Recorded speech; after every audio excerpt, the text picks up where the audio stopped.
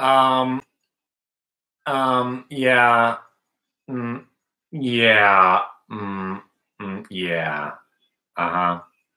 I'm not gonna wait for you guys to show up. I just want to make this video. It's so much easier to click one button and just blast it out there. We're gonna do a live options seminar tonight. So go to the website, hitthebid.com. All right. Go to that website, hitthebid.com. Click in the upper right corner, hit login. It's free. No credit cards, nothing. Just give me your email address and your phone number. And maybe 8 years from now, I'll call you to see if you enjoyed yourself. But I want to talk about what we just witnessed. We went from witnessing of course we're down, to what the hell is going on? I can't believe this is happening all in one day. Now you understand 1,000-point moves don't happen in real bull markets. It's usually a counter trend move off a depressed level in a bear market. So everybody was thinking, hey, all right, it makes sense. We'll give back 250, maybe 300. Then it started to accelerate to the downside. And we're watching UVXY like a hawk because that's really guiding our trades right now. So as somebody suggested, maybe UVXY buy it again here on a dip. I was like, nah, we're off. We're already looking forward to tomorrow. But if UVXY starts to fall for real, maybe we try to play some trades into the end of the day. Now, my ass is gold. Now, you might think that I started a chat room because I wanted to sell subscriptions and prove how smart I was. You think I might have started a chat room because I wanted to, do education webinars and make a living teaching people about trading. Maybe you think that I started a chat room so I could show off of my trading acumen. Maybe you think I started a chat room so I could tell some jokes and have some fun with some people. No! None of that! I started a chat room so people could witness the psychotic shit that goes on in my trading life or career, if you want to call it a career. Oh, I see you. So today, as a joke, I said every time I get up, something happens. When I'm on vacation, we have some sort of monumental event.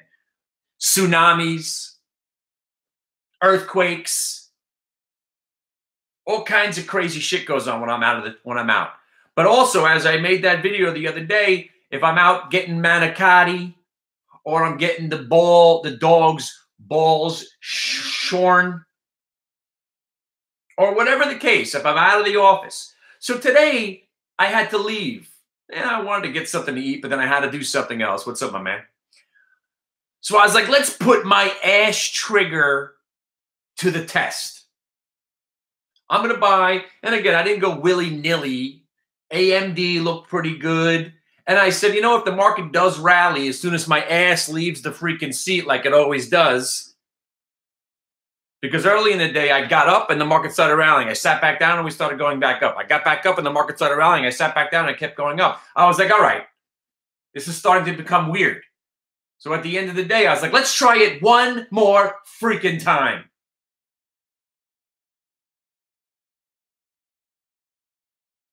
One more freaking time.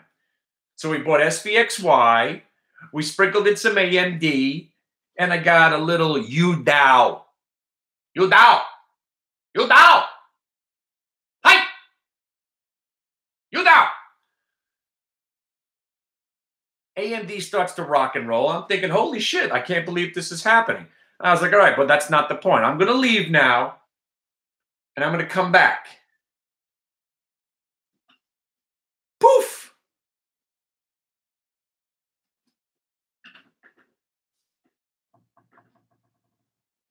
In a world where one bald Jew from Jersey, his ass, controls the fate of a nation. One man's ass and how it's placed could conquer empires. One man's ass controls the fate of corporations. And just like that, the market rallies 800 freaking points. Now, you don't got to take my word for it. Oh, brother, I'm with you, man. The futures market, when we got down to 214.75, I wasn't ballsy enough to buy, but I was thinking maybe that's the bottom, and then we bottomed out the next day. But today was amazing because it once again started with the UVXY tanking. That started the buying. And then the buying began the short squeeze. And then it looked like it was going to just fade out. And then when it didn't fade out, that's when the afterburners kicked in. What I find amusing, and by the way, I think what we're going to do now is I think I'm going to do a new bit. I'm just going to watch CNBC. You guys remember Mystery Science 2000? You had the 2 robots or the 3 robots, and they would watch really bad sci-fi movies and rip them apart and tell jokes. I'm going to watch CNBC and rip apart every analyst coming on, trying to explain how this is based on fundamental analysis and how they try to say, oh, well, the market rallied today on encouraging news out of China. Shut up. Encouraging news out of China. Well, maybe they... None of this is anything to do with economy or tariffs. We are in the hands of circuit breakers and algorithms and VWAP talking to each other. That's it. She's breaking down, this woman comes on later on, breaking down the Boeing earnings expectations. It's insane. Analysts, they're not even good fortune tellers. They're pretend fortune tellers that convince other people that they might know more than they do, right? And what they really are doing is they're paid criminals working for the larger firms. Because, again, I don't know if you have been trading as long as I have. I probably told this story 100 times, and I'm going to just say, hey, what's up? Because we're going to reconvene tonight at 9:30, right? Analysts are paid off criminals from the firms that they work for. Or if you can find one of those, what are they called? They don't work for a particular firm. They're kind of like rogue analysts.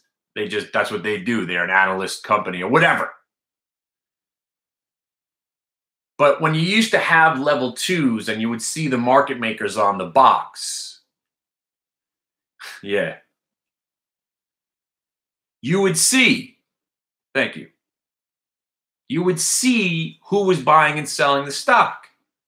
So there was a recommendation one time on BlackBerry, right? This guy puts a recommendation at whatever, let's say the stock was 50. He's saying his price target 70, massive upgrade. And you see him on the box selling into the strength all day, did not relent. Anytime that stock was moving up, he was the lead guy on the offer, selling it into strength that he created. So I called him. Yeah, how you doing? Yeah, I'm a concerned investor on BlackBerry. I saw your upgrade today this morning. I was wondering, I got a level 2 here machine and a Bloomberg. Why have you been selling it all day? Did you just create this buy recommendation to artificially pump the stock so you could dump it onto us? Well, sir, all of our clients are individually minded, and one of our clients is taking this opportunity to unwind some of his position. Yeah. Okay. No.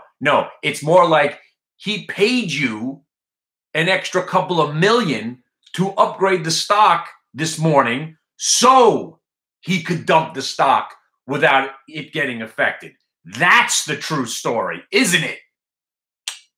And he hung up. Point proven.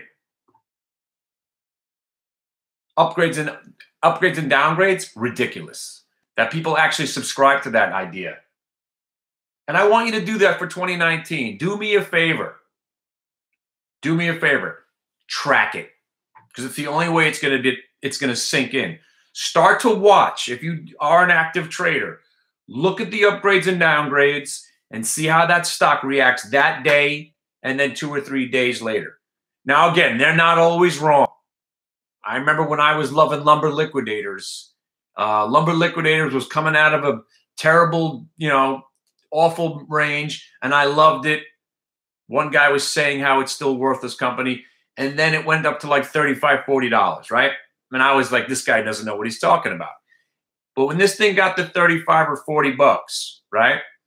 This guy came out and he was on CNBC, and they said, give me a couple of your best ideas. They're like, my favorite idea on earth. Short Lumber Liquidators right now, the company will be $10 within another year or so. And I'm laughing my ass off. And I'm thinking this thing's about to break out and this jerk-off's downgrading it. He got it right. I have no problem giving credit where credit is due. I have no problem ever doing that. But over 20 years, most of the time, especially with that AMD, 3 times Goldman Sachs downgrades the stock. Not one of them subtle downgrades where we're thinking that the stock might be an intermediate sell with a long-term buy with a price target. I love when they put a price target below the stock. We're upgrading the stock, but the price target's below where it's trading right now. What was that all about? Like the guy who upgraded Fossil, when the stock broke over 30, the stock was at 31.50, I think, and he recommended it. He upgraded his target from 22.50 to 30. Meanwhile, the stock was 31.50. So in theory, he downgraded the stock. Meanwhile, he got it wrong, but in a sense, he got it right. Anyway, it's just this market every day, and I'm hoping that what I've been saying for the last decade, none of this is real. And these moves are proving it. These moves are not based on economic data. These are not based on fundamental analysis. You don't get 500, 600 point moves. These are all based on circuit breakers, tripwires, algorithms, black boxes, gray boxes, and your mom's box. And a day like this, my ass caused this whole move. Prove me wrong. My ass rallied this market 600 points. And the guy out there that was making fun of me when I was talking about, here, let me show you what I'm talking about. Boom. Got my wife a new phone, right? Got my wife the XS Max, whatever the hell this thing is. And I got my daughter the XR, whatever. So, they give you the headphones, right? Oh, nice. They give you the headphones. But what about old guys like me? I still got Sony headphones from 1989 that I want to use, right? And they used to give you the nice little adapter, right? So here I am paying $1,000 for this and paying $1,200 for my wife's phone. No freaking adapters? No freaking adapters. I'm buying a $1,200 phone. You're taking the adapter out of the box. So I said I'm shorting the stock at 185, or whatever it was, 175. And this guy that sounds pretty stupid and silly that you're staying short the stock because they're not giving you an adapter. But was I right? So maybe it was because of the adapter. If you have a dumb premise, but that premise turns out to be right, I guess that's science, right? You have a thesis. What's a hypothesis? Then you scientifically use scientific experimentation to prove your thesis. This is the greatest market you'll ever want to trade in your life. But you get caught on the wrong side, my God. Like I got a little fancy there at the end of the day. I was like, all right, we're not going to rally right to, I had a level there. And I got in the way at the end of the day there. And I got freaking steamrolled. I mean, I made some of it back in the aftermarket as we pulled in, but my God.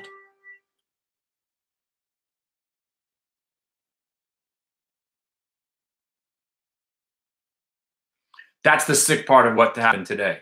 The sickest thing. I mean, there was so many sick parts of this stuff. That's why please join me live. Join me live. Because none of this is on this. It's too unbelievable for me to even believe what transpired today. That's why I invite you all to come and enjoy it live. I've been searching the internet. Nobody even has a free trial anymore. You want to go try Spartan Trader? $89 for a 1-week trial. Thanks. How about free? No? Nobody wants, no one's brave enough to let you in for nothing? Am I the only person that's brave enough to show you?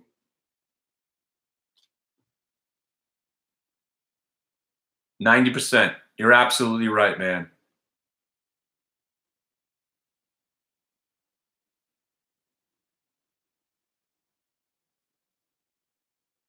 Is there? Well, it used to be buy in the morning and shorting in the afternoon. But today we were swirched and yeah, all that stuff. All right, I got to go get some Arirang. I'm going to go pig the fuck out. God damn it. All right, speaking of Tokyo, I'm about to go eat sushi and hibachi till I pass out. I'll see you guys at 9:30.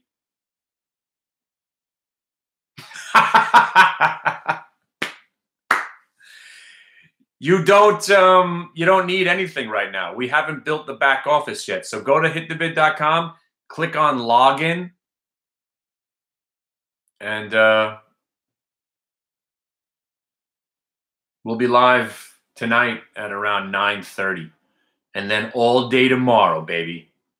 And you will see my ass. Literally. It was just absolutely today was just insane. It really, I mean, this is why after 20 years, I still am this passionate about it, because you get moments like this where I'm still amazed and just shocked. And thank God I wasn't caught on the wrong side until that last, me tempting, trying to pick a top on that squeeze at the end there. And that therein lies the whole thing that I've been trying to say. If you've got something that works 80, 90% of the time, just do that. The one time you stray from the path, you get punched in the face. So I had 6 trades today, all profitable off nice range break reversals. The one time I tried to pick a top, well, it looks like this is a good spot. Oh, this looks like a good spot. Does it? Oh, does it? All right. Until tonight, my friends, I'm glad everybody keeps showing up. We're doing it live. We're doing it live. All right. I'll see you guys tonight and again tomorrow morning. I hope everybody had a fantastic holiday. And if you stop in tomorrow, I'm such a nice guy. Please. Tomorrow's prize, this will be going out. We've already given away the projector. We still have the Blu-ray player. The grand prize, we'll be giving that out on New Year's Day. If you have kids, I also have some football jerseys too, man. So if you've got some kids, I've got some toys I want to give away. And we'll play some stock market trivia tomorrow. We'll make some money. Usually we have a lull in the middle of the day, and then we'll probably have I assume we're going to have an active close again tomorrow. And we'll see where we are. All right? And I might change my clothes. So I'm actually going to change my clothes finally. All right. See ya.